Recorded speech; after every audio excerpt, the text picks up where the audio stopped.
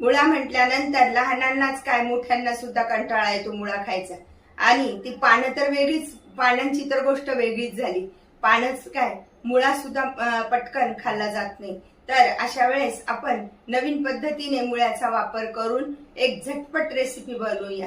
Hello, हाय, मी कल्पना तिडके. कल्पना तिडके या रेसिपीमध्ये मी आपलं स्वागत करत आहे. मुळ्याचा पानांचा व मुळ्याचा वापर करून बनवूया झटपट पराठा. गॅसवर कढई तापत ठेवली आहे. त्यामध्ये थोडस तेल टाकून घ्यायचं. 1 चमचा, चिमूटभर हिंग, बारीक किसून घेतलेलं आलं आणि लसूण, कढीपत्ता, बारीक चिरलेला कांदा, सर्व साहित्य व्यवस्थित परतून घेऊया.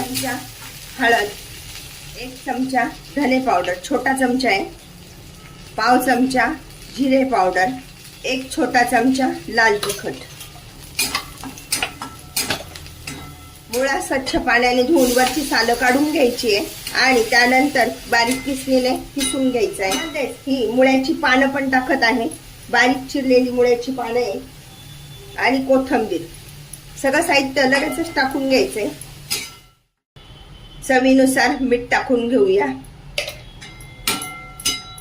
हा मुळा आपल्याला खूप शिजवायचा नाही, पण असा व्यवस्थित परतून घ्यायचा आहे, म्हणजे त्यामधला ओलेपणा कमी झाला पाहिजे.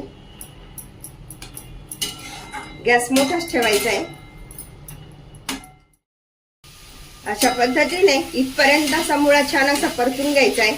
त्यामधला पाण्याचा अंश बऱ्यापैकी कमी झालेला आहे. तर त्यामध्ये टाकून घेऊया 2 चमचे डाळीचं पीठ.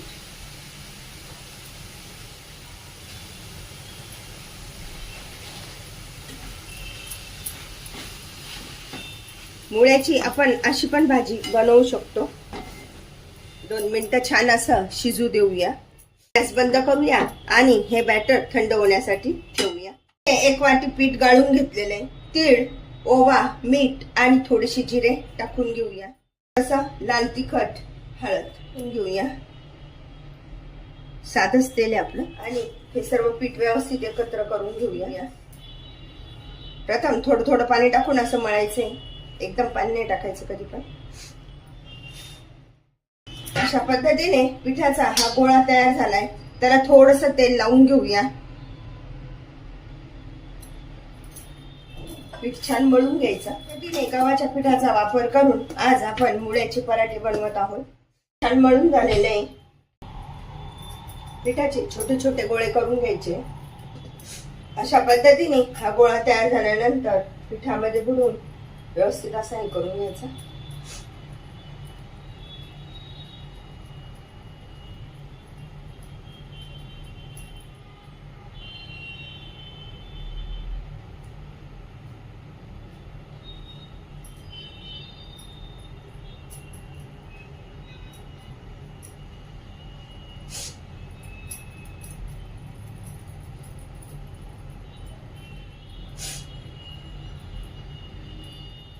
जास्तीचं पीठ झालं असेल तर काढून टाकायचं.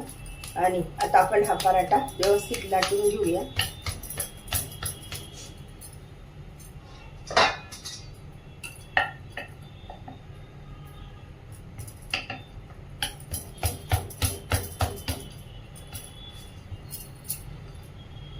अशा पद्धतीने आपण हवा तसा हा पराठा लाटू शकतो. पातळ पाहिजे ना तितका आपण हा पातळ लाटू शकतो. व्यवस्थित असं तेल सोडून घ्यायचं.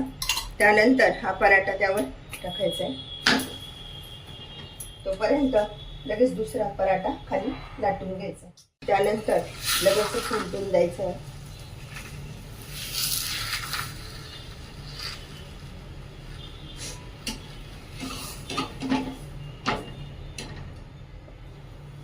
कडेने तेल सोडायचं म्हणजे पराठा मऊ राहतो. पद्धतीने आपण हे सगळे पराठे लाटून घेऊया.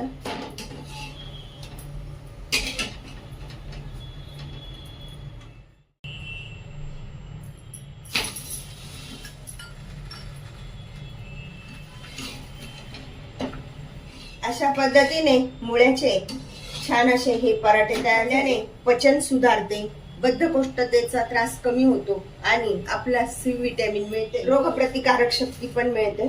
अशा पद्धतीने भरपूर सारण भरून तयार झालेले मुळ्याचे पराठे खाण्यासाठी तयार. पराठ्यांचा आस्वाद घेऊया. भरपूर सारण असं भरून हे तयार केलेले मुळ्याचे पराठे आणि किती मऊ लुसलुशीत एकदम अशा मुळ्याचा पराठा खाण्यासाठी तयार. तो आपण सॉस सोबत किंवा लोणच्या सोबत खाऊ शकतो. मुळ्याचा व मुळ्याच्या पानांचा वापर करून बनवा अशा प्रकारचे मुळ्याचे पराठे. अशा प्रकारचे पराठे तुम्ही पण बनवा आणि मला मात्र कळवा कसे झाले ते. लाईक अँड सबस्क्राईब करायला विसरू नका. पुन्हा आपण भेटूया नवीन रेसिपीसह. थँक्यू.